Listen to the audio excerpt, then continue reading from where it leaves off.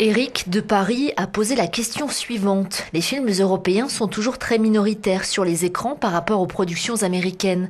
Pourquoi et comment rendre le cinéma européen plus visible ?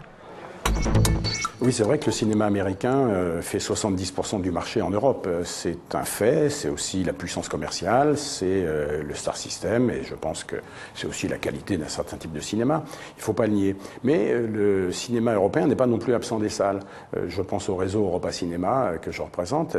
2500 écrans programment plus de 60% de leurs séances pour les films européens, de toute nationalité.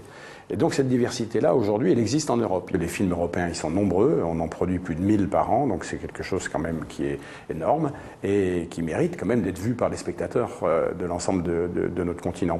Dans les pays où il y a peu d'écrans, très vite, le cinéma américain monopolise tous les écrans, parce qu'il y a une puissance et une offre. Mais dans les pays où il y a, en France, il y a plus de 5000 écrans, on arrive à avoir un équilibre de la programmation. Et dans pas mal de pays d'Europe, on y arrive aussi. Depuis 20 ans, plus de 20 ans, l'Union européenne soutient ce réseau.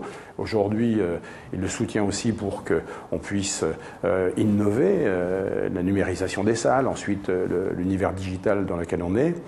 Donc je pense aujourd'hui que l'avenir, c'est de faire confiance aujourd'hui aux jeunes générations, de savoir continuer à les attirer dans les salles. Ils savent que les salles sont confortables, que c'est spectaculaire. Et je crois que les exploitants aujourd'hui, comme les fonctionnaires de l'Union européenne, sont conscients que c'est un avenir important à jouer avec ces jeunes générations qui sont en général très connectées. Si vous voulez poser une question, rendez-vous sur notre site internet ou sur les pages de nos réseaux sociaux.